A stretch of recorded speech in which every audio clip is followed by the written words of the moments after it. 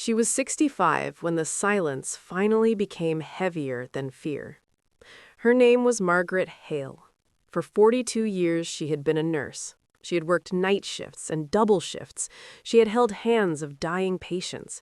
She'd cleaned blood from floors and tears from faces. She believed hospitals were places of healing. She believed rules existed to protect life. Margaret retired quietly. No party, no speeches, just a small cake in the break room and polite smiles. People thought her story had ended. They were wrong. Retirement gave her something she had not known for decades: time and memory. Every morning she woke before sunrise. Her body still remembered hospital hours. She made tea and sat by the window. In that quiet space, the past returned. She remembered patient files changed without explanation. She remembered doctors rushing consent forms. She remembered medication shortages hidden from families. She remembered deaths that felt unnecessary. For years, she told herself it was not her place. She was only a nurse. She had children to raise, a mortgage to pay, a career to protect. But now there was no badge on her chest, no supervisor watching, no shift to report for, only the truth waiting. The first file was in an old cardboard box. She had kept it without knowing why. Notes written by hand, dates, patient initials, medication lists, dosages that did not match charts. Her hands shook as she read, not from age, from recognition. This was not one mistake, it was a pattern. Margaret spent weeks going through boxes, files, old notebooks, letters she never sent. She created timelines. She wrote everything down: names, departments, procedures. She realized the hospital had been hiding fatal errors for years. Deaths marked as complications, families given vague explanations, staff warned to stay quiet. Her chest felt tight, not with fear, with anger. She thought of the patients, the elderly man who begged for water, the young mother who never woke up, the child whose dosage was too high. Margaret cried for the first time in years. Then she stood up. She contacted a journalist, a young woman who had written about medical accountability. Margaret expected disbelief. Instead, the journalist listened. They met in a small cafe. Margaret brought copies, not originals. She was careful. The journalist read silently. Her face changed. "This is big," she said. Margaret nodded. "I know." The investigation took months. Interviews, verification, legal reviews. The hospital denied everything, called it misinformation, said the nurse was confused, said she was retired and irrelevant. Margaret expected that. What she did not expect was the backlash. Former colleagues stopped calling. Some sent angry messages. "You are destroying us. You are betraying the profession." Margaret answered none of them. The story broke on a cold morning. Front page, national news. Major hospital hid preventable deaths for over a decade. Margaret watched from her living room, hands folded, heart steady. Phones rang non-stop. Reporters, lawyers, families. One mother cried on the line, "Thank you for telling the truth." That was enough. Investigations followed. Audits, government inquiries, doctors were suspended, executives resigned, policies changed. Margaret testified calmly, clearly, without hatred. She said, "I loved my job. That is why I could not stay silent." At 65, she became something new, a whistleblower, a protector, a voice for those who had none. She did not become rich. She did not become famous. She became free. And this was only the beginning. The days after the story broke were louder than any hospital ward. Margaret woke to voices on the television, her name repeated by strangers, her face shown on screens she never wanted. She did not turn it off. She watched carefully. She listened for lies, for twists of truth. Some channels called her brave. Others called her bitter, a retired nurse seeking attention. Margaret smiled sadly. She had expected that, too. Letters began to arrive. Real letters, handwritten, shaking ink. A man wrote about his father, who died after a routine surgery. A woman wrote about her sister, who never came home from childbirth. A former orderly wrote that he had been afraid to speak. Margaret read every word. She cried again, but this time the tears carried relief. She was no longer alone. The hospital board issued statements. They promised transparency. They promised cooperation. Behind closed doors, lawyers prepared defenses. They questioned her memory. They questioned her health. They questioned her motives. During the first inquiry session, Margaret walked into the room slowly. Cameras flashed. Microphones crowded. She wore a simple blue dress. No jewelry, no makeup. She raised her right hand and took the oath. The room went silent. They asked her why she waited so long. She answered, because fear can last a lifetime, but guilt lasts longer. They asked her why she kept records. She answered, because patients deserved witnesses. They asked her if she hated the hospital. She answered, no, I loved it enough to tell the truth.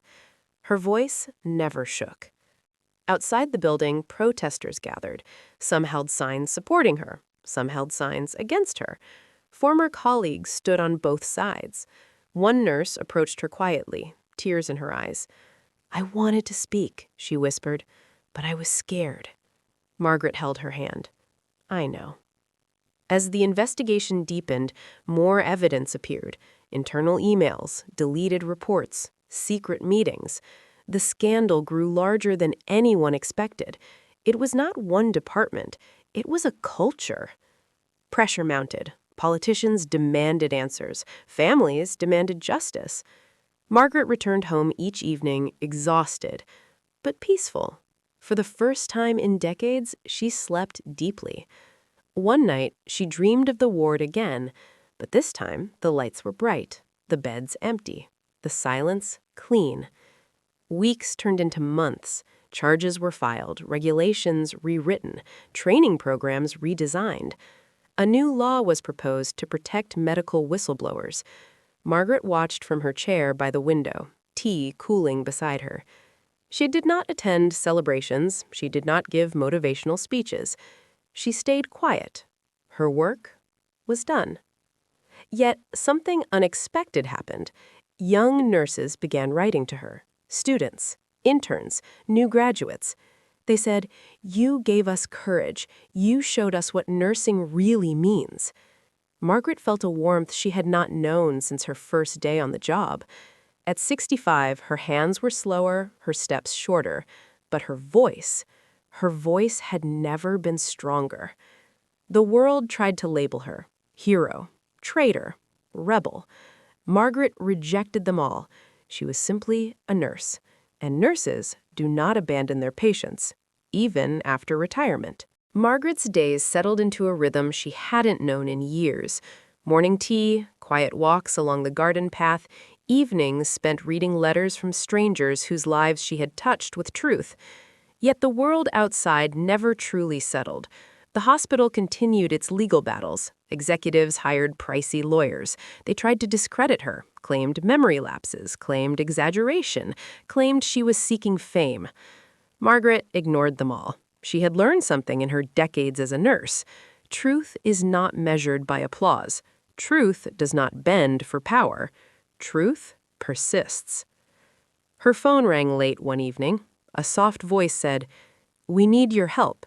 It was the family of a patient recently admitted to another hospital. They feared negligence. They wanted her guidance. Margaret hesitated. She had promised herself retirement, but she could not say no. She went to the hospital quietly. No press, no fanfare. She observed, she took notes, she asked questions. She reminded staff of standards, of humanity. It was exhausting, but invigorating. She became a quiet force of change, not just exposing wrongdoing, but teaching right, showing courage in action. At home, her mailbox continued to fill. Letters from nurses facing moral dilemmas, from families desperate for answers, from patients simply asking for someone to listen. Margaret began replying carefully, with encouragement, with advice, with reminders of their own strength. One afternoon, a journalist visited her home. "We want to make a documentary. We want the world to see your story." Margaret looked out the window. The garden was calm. The wind rustled the leaves. "I am not a story," she said softly. "I am a witness." The journalist nodded and left. Margaret returned to her quiet life, her hands tending plants, her eyes watching sunlight play across the floor. But beneath the calm, change was rippling. Hospitals were rewriting policies, whistleblower protections were being strengthened, medical boards were reviewing decades of internal procedures. Her retirement, once thought to be an ending, had become a beginning. Yet Margaret carried another burden. Memories she could not forget, faces of patients who had suffered, moments she could never return. She realized courage is not a one-time act. It is a daily choice, a refusal to look away, a commitment to what is right. Her phone rang again. This time it was a young nurse from across the country. "I want to speak with you. I don't know what to do," she admitted. Margaret smiled quietly. "Sit down," she said, "and I will tell you what I have learned." Her story was no longer just hers. It belonged to every nurse who had been afraid, every patient who had been silenced, every soul who needed someone to speak. Margaret understood something profound. Age does not diminish purpose. Retirement does not end responsibility. Even at 65, even after decades of quiet, one person could still make a difference, and she was determined to continue. The following months tested Margaret in ways she had never imagined. The hospital's legal team escalated their attacks. They subpoenaed her for extensive depositions. They dug into her past, questioned every decision she had ever made, every patient she had ever cared for. Margaret sat in a cold, windowless room, a tape recorder in front of her, lawyers surrounding her, the air thick with accusation. "Do you have proof for every claim?" they asked. "Yes," Margaret replied calmly, and handed over meticulous notes, files, emails, cross-checked timelines. They sneered. "You could have stayed silent. You chose to destroy careers." Margaret's hands did not tremble. "I chose to save lives," she said simply. "That is all that matters." The sessions were exhausting, long days that bled into nights. Margaret returned home each evening, her mind replaying conversations, her chest tight with tension. Yet, even in this storm, there were moments of light. Young nurses she had mentored began calling, seeking advice, seeking courage, seeking reassurance that speaking out was not betrayal. One evening, a former colleague knocked on her door. "I was wrong," she whispered. "I ignored what I knew. I stayed silent. But you reminded me what it means to care." Margaret invited her inside. They talked for hours, not as nurse and nurse, not as whistleblower and colleague, but as women bound by conscience. Meanwhile, the public reaction intensified. Families of affected patients held vigils. Media coverage grew international. Support poured in from medical professionals around the world. A movement began forming to protect whistleblowers, to demand accountability. Margaret felt a quiet pride, not in herself, but in the collective awakening she had helped ignite. Then came the threat she had feared most: anonymous letters, phone calls in the dead of night, threats to her safety, to the families she had promised to protect. The hospital's influence reached into local politics. Officials questioned her credibility, subtle attempts to isolate her. Margaret did not retreat. She installed security measures. She documented every interaction. She reminded herself daily why she began. This was not about revenge. It was about justice, about ensuring no one else would suffer in silence. One rainy evening, Margaret walked through the city streets. She passed the hospital that had once defined her life. Its windows reflected neon lights on wet asphalt. She remembered the patients, the mistakes, the faces she could never forget. And she realized the most important lesson she had learned. Courage is not the absence of fear. It is the refusal to be paralyzed by it. Margaret returned home soaked from the rain, yet inside she felt warmer than ever. She was no longer alone. She was surrounded by truth, by support, by a growing wave of people who would not allow corruption to thrive. The final hearings approached. Executives and doctors faced accountability. Policies were rewritten. Whistleblower protections passed into law. A culture of fear began to crumble. Margaret had changed the system. She had honored the patients, and she had inspired countless others. But she also knew the fight was not over. Every hospital, every institution, every person who witnessed wrongdoing had a choice. Margaret chose action. She chose courage. She chose truth. And even at 66, she still had a voice. The final hearings were set on a crisp autumn morning. Margaret arrived early, her hands folded, her mind clear. For the first time in decades, she felt no fear, only purpose. The courtroom was crowded. Lawyers, journalists, families, former colleagues, executives sat stiffly. Doctors avoided her gaze. Margaret took the stand. She did not read from notes. She spoke from memory, from experience, from truth. She described each patient, each error, each moment she could not ignore. She spoke of fear, of silence, of the weight of knowing and doing nothing. She spoke of courage, of responsibility, of what it means to care deeply. The courtroom listened. Some nodded, some wept, some could not look away. When she finished, silence lingered. Then the family stood, one by one. They thanked her. They held her hands. They told her she had given them justice. The judges reviewed the evidence. The executives faced suspension. The doctors faced discipline. The hospital pledged reforms. Policies rewritten. Whistleblower protections strengthened nationwide. Margaret stepped outside into the cool air. Autumn leaves swirled at her feet. The sun broke through clouds. She felt the warmth on her face. She thought of every patient, every life touched by silence or courage, every young nurse she had mentored. Her phone rang. Another young nurse on the line. "I don't know if I can speak up," she said. Margaret smiled. "You can," she said. "One voice can change everything." That evening, she returned home, tea steaming on the table, the garden bathed in golden light.